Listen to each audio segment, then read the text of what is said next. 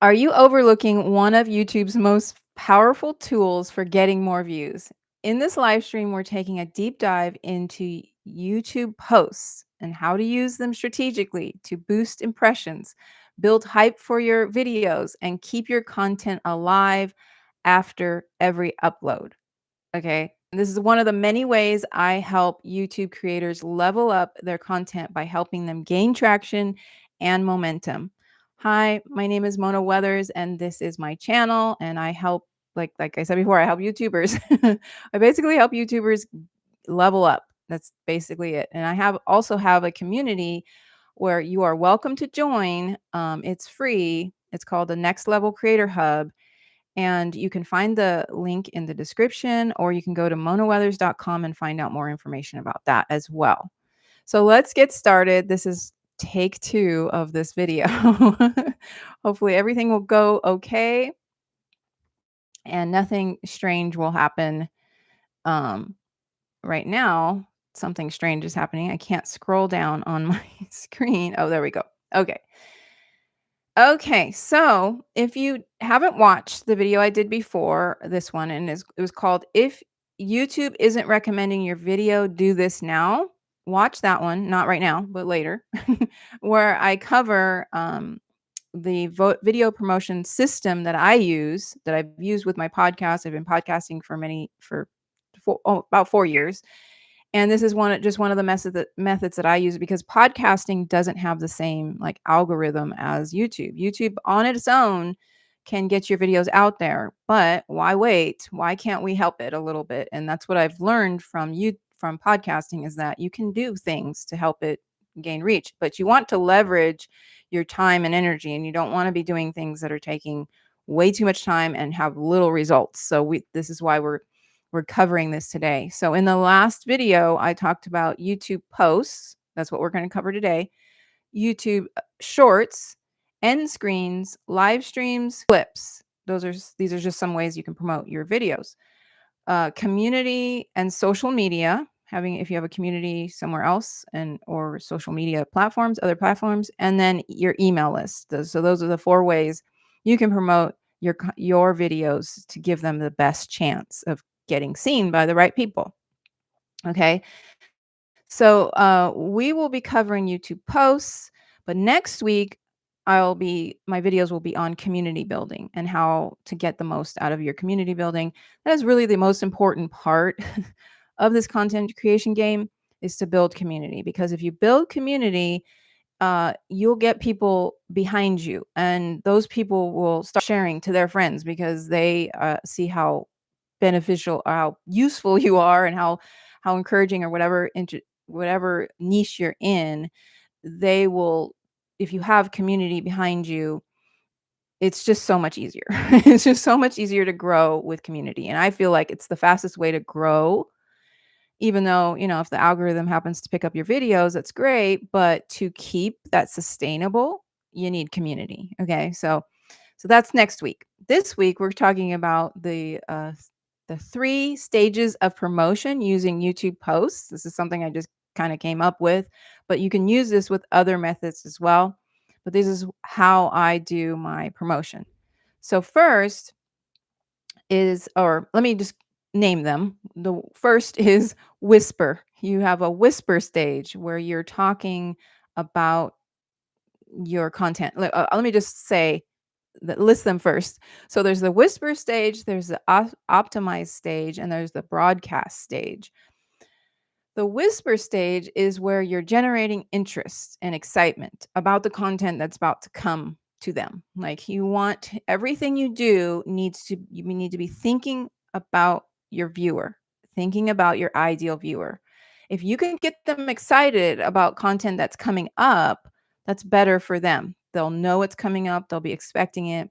And you don't have to say, my next video is, you can start conversations, talk about the subject, talk about what the next video is going to be about in a roundabout way. Like, whisper can be as much as, your next video is going to be on community building.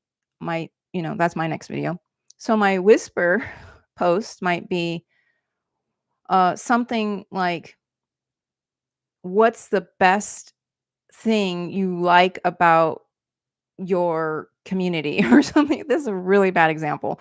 I am not good at coming up with examples very, like, off the cuff. I'm just gonna tell you like it is. I need some time to think about it. But anyway, the idea is that you're getting people excited about your video that's coming up. So this week, or after I'm done with talking about, I think my last post will be maybe tomorrow, talking about the video that I did last week. So the next post, I'll start whispering about what the next video is going to be about. So I'll do polls, quizzes, that kind of thing. It's also a good time for people to give them ownership of the next video coming out. Like, do a poll about, like, which you have thumbnails and you're like, which thumbnail should I choose? Which one looks better? Which one did you click on? And if you do this poll and you choose the most, the one that had the most votes, then people feel like they have like ownership to it. So you can do things like that, and same with titles, or just like decisions, like, what should I, if you're making sourdough bread or something, which sourdough bread thing should I make in my next video? Even if you know what the next video is, you can just give them some kind of like ownership to the content that you're creating. Okay. And so that's the whisper stage. The next stage, the optimized stage, is is is the video itself. Is making sure the video is optimized as much as possible. It is the stage where you make sure you have the end screen that goes to the video that's connected to that, or that makes sense for the person to watch next. I wouldn't leave it up to YouTube to make this decision, because they're often wrong about what the next video should be. So I would use take a specific um, playlist. If you don't have a video, a specific video or a specific playlist that people can watch next. So you want to put that on the end of your video. um, when you're creating, this is what I'm working on right now. When I'm creating my videos, I'm trying to make the end screen portion, make sure I know when the end screen is going to go. And I found out this last time, it's 5 seconds minimum, that the end screen, I don't know how much it is. It's probably like 10 to 5 seconds or something. So you need to have the last 5 seconds be, if you want people to, like, notice the end screen and not just, like, pop up at the very end, you want it to be, like, that's when you say, "And watch this video now," but it has to be 5 seconds long.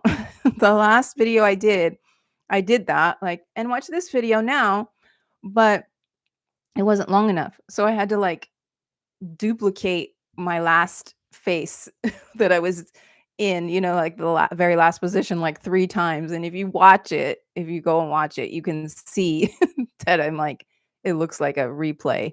I should have just made it a still image or something like that, but it was just, I was trying to get it done quickly. But anyway, so make sure you're optimizing that part. And then also using the description, put the next video that they should watch or the next playlist that they should watch in the description. So that's the optimizing stage. And it's not technically about YouTube posts, but if you don't have this, you need to have this. You need to have this. This just needs to be part of your system. And the last part is the broadcast stage. This is where you're going to blast it out. And this is where you would use social media and all the other places. You can use the whisper stage with social media as well, but now the content is published, so people will have something to go to, so you can blast it out everywhere if you want. I i used to use social media, so I'm not on Instagram, TikTok, a little bit on Facebook, but YouTube's my only platform besides my community. um you want to We're leveraging our time and our energy with that's what this is, the next level stuff. The next level stuff is that we're not going to split our time and energy amongst everything, because it can, possibly get a few more views. Take you're going to make sure that what you're doing has a good return on your investment. So if your time is your investment in this case, you don't want to put so much time into making social media posts just for a little bit of return on that, okay? So YouTube in itself can do all it needs to make you successful. It's got everything.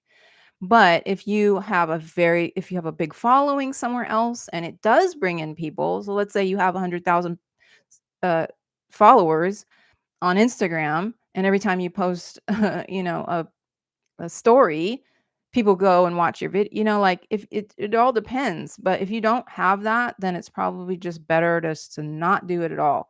I would say if you building a community, start building that community and use them as your your source of inspiration and posting. Like that's where you would post your videos because they're they're the people that you want to reach anyway and create content for them, which is what I do.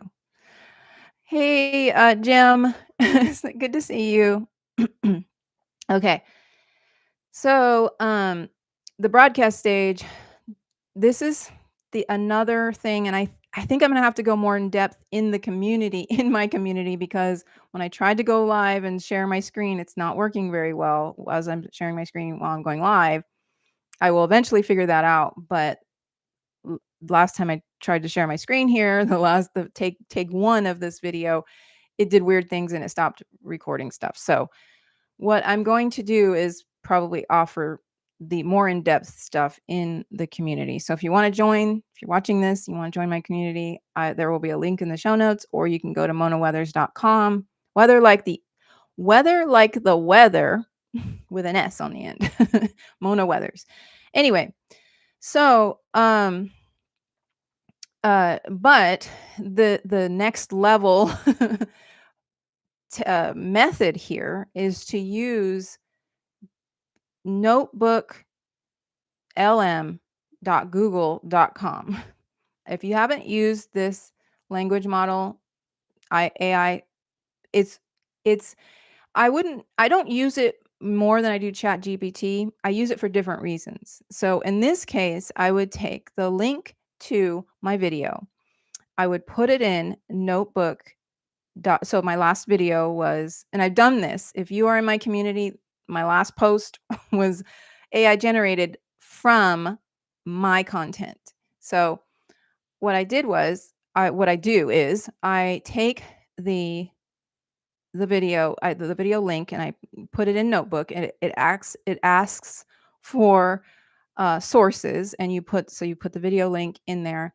It will scan the video, and I found out something very interesting about Notebook is that it not only scans the transcript, it scans the video. So if you have text on your video that wasn't in the transcript or something like that, like it reads all of it. So so that's just a side note, but that's useful if you have like a graph that's showing something that the transcript didn't describe.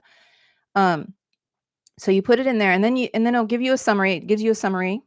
And then you want to ask it to create um, true and false questions. This is one of the ways I do the quizzes. Actually, this is one of the way I do my posts. But this quizzes, I've been using quizzes a lot, and I'm going to tell you another secret about quizzes. If I forget, tell me I didn't tell you the secret because I have a tendency to forget my thoughts. So quizzes, you ask it to make a list of true and false questions based on the information in this video. And you want it to, this is another thing I ask it to do. I say, make sure it's a good mix of true and false answers. So it's not just all true or all false, because sometimes it'll give you just like one. So this is your content that it's taking this information from. It's not like you're saying, give me a list of true and false answers, or questions for some random thing. You're not just like prompting it that way. You're prompting it with your own content. Sorry. I'm gonna get a drink of water. Okay. Technically, I've been like on for 40 minutes because I had the live stream that failed. Okay. So then you can ask it to do the same thing with polls, with engagement, um, questions, with whatever. Like, you can use at this point, you can use your own content to come up with this information. I love it because I don't have to go anywhere else. Like, it's my content, I made it, and now it's just creating something out of that, what I've already made. Um, so yeah, I think that's it about that. Oh, quizzes. They're the secret. I found this out recently. I think it was Des who said uh that was a great strategy. To be honest, to be full transparent, I didn't come up with it. I saw another creator doing it. I can't remember his name, but he was doing it. I'm like, so brilliant. But what you do is the true and false, for one, true and false quizzes, people want to answer those. Like, those are much more, I guess, less choices to go from. So they get more engagement than the polls. So with a quiz, you have to have a true or a false answer. So when you're making your quiz, you, whatever the answer is, like if it's false, you get an opportunity to say why, have a little part or more description on why it's false. So it's like it's a pretty big section that you can write. I mean, not huge, but what I do is or what this person did, and what I take is like I either give the whole answer why it's false. Lately, I've been doing it's false. Here's why, and I link it to the video to the video that I just did. Do you get it? You see how crazy this is? And so if they wanna know why it's false, they gotta go watch the video.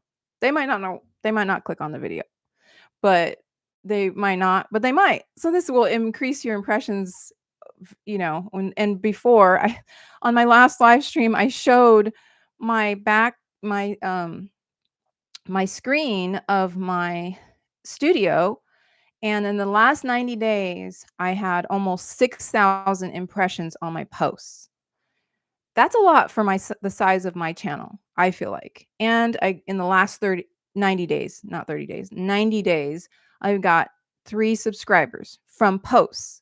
So you see why you need to not pay attention to posts is a really good way to promote your content and to get things, going and out there, and it's just another way I feel like YouTube is really trying to promote it. So we need to get on the get on the boat or whatever with whatever they're trying to do with this. Okay. Okay. So here, got a question from Jamie, which is how far in advance should we pay a plan? I'm working on a video right now, but I'm not sure when I'm when I'm posting it. Okay. I think you mean plan. um so okay. So with the whisper part, you can do it however early before the video comes out. Like, so the whisper stage, you can talk about it a month from now if you want. Like, you can whisper it depending on what it is. Like, but I would in advance, I would at least have a couple of days of whispering what's coming up next. Okay. So if you know your next video is coming up, just start talking about it. One thing that is true about YouTube posts is that they don't get shown really in the same way that videos do. It appears from my experience. They they come like a couple days later. And what I've also noticed by this guy who I got the idea for the quizzes from is that they come up apparently for years. So I went and I like studied this guy's content because I'm like, well, this is brilliant. You can link straight to one of your videos, right? With the quizzes. And and I went to his stuff and I looked at more of his posts, and he had he had like 2,000 subscribers or something. So it wasn't like he was huge, but he had like engagement like crazy from a year ago from one of his videos. I mean, one of his posts. So this is what I'm saying. YouTube appears to be wanting to be pushing these posts. So, use them, and they could get interaction for a year from now. You can still have interaction from them. Um, so I lost my train of thought. Okay. Yeah, so you have the whisper, and then you engage, and then you're optimizing, and then you broadcast. Broadcast, I feel like you should do a week after, or at least like 4 days or something, maybe not a full week, but like 4 days after your video. Just schedule those. Did I mention scheduling? I mentioned it in the last video, but you can schedule all these. You can schedule all of this, all of the posts that you do, you can schedule. So you could just take one, you could do the method that I mentioned where you take the trans I mean, not the transcript, the video, and get the all of the questions that you want, the true and false questions, the polls questions, and then just schedule 'em. That's all you have to do. Like, that's what I did. All of mine that I have done right now have been scheduled from, I think I did it on Saturday or Sunday or something. So, yeah, the broadcast week, I feel like that's the week, especially the 24 to 48 hours after your video is posted. pu uh, pu Promoting within YouTube is really important.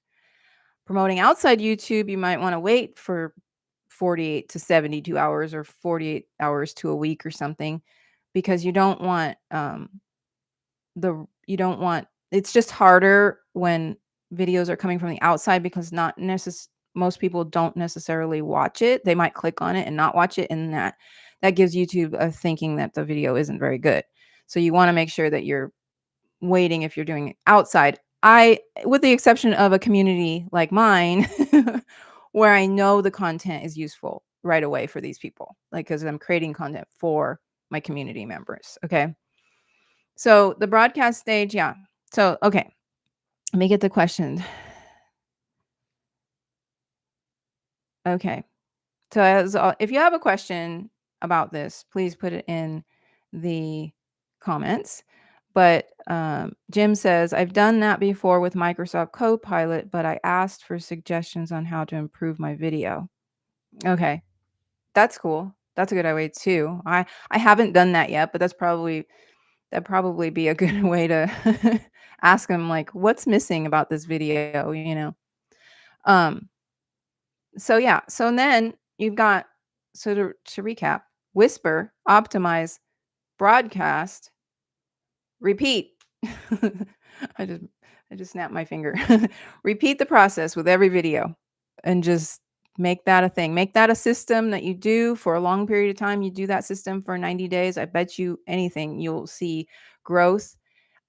The other thing, like, everyone likes to see patterns, even YouTube. So YouTube will be, maybe not specifically seeing your pattern, but your subscribers and your, your viewers that are casual viewers and that sort of thing, they'll see your pattern. When you can see a pattern, it's more secure to the viewer. Like, okay, this person knows what they're talking about. They're doing this on a consistent basis. They have, they have something going on. When it's chaotic, you're unsure, you don't know if you should subscribe, you know? I mean, it's just the way human nature works. Like, if we see a pattern that is seems healthy, we go towards that, I mean, if you see patterns that are unhealthy and you're going towards that, that's a different story. Um, but yeah, that's how I make the most of YouTube posts. And I just started doing it with this channel, and I kind of like created the system to, like, make sense to me. Like, now this is the system I will be using over and over and over again. Okay. But I've done similar things with my podcast. Um, because you can't get your podcast seen by any, but, like, the only way podcasts and an audio player are seen are by having heavy keywords, which I use good keywords in for my podcast. Um, and then promotion outside of that. Like, it will, if you show up well for keywords, it will show you first. So I don't know if it's still true, but if you search homesteading in the Apple Podcast player, I'm right there at the top, or the second one, maybe the third one by now, because I haven't been doing stuff. And that shouldn't be, because my podcast isn't as old as some of the other podcasts that are out there. It is now, kind of, but it wasn't when I started, and I got to that point because of that. So if you have any questions, you can put it in the chat now or ask me later. But I think I'm gonna head out if I don't get any questions about that. My next video will be on community building and how to do that the best way. I've been building communities for a long time. I've been on Facebook. I've moved now. Well, I do have one community still on Facebook, but I've moved away and I'm using School now. And I'm just so happy that I did that. Like I was losing hope in communities for a while. I tried on several different platforms to start communities and it just wasn't working. Like people weren't showing up, people weren't engaging, but this community is so different and I'm going to do some studying like this week to find out why is School different than Facebook and all these other ones? Like what makes them different? Because not just Facebook, it's other ones that I've tried before. So that is all. I hope this was helpful. If you have questions, again, just comment and I will get back. Any questions that come up this week, I can answer the next week's live stream. So be sure if you're watching the replay to ask your questions and I'll answer them on the next live stream. And yeah, I guess that's it. I have to learn how to have a good sign off. I never have a good sign off. See you later. Is that good? Is that a good sign off?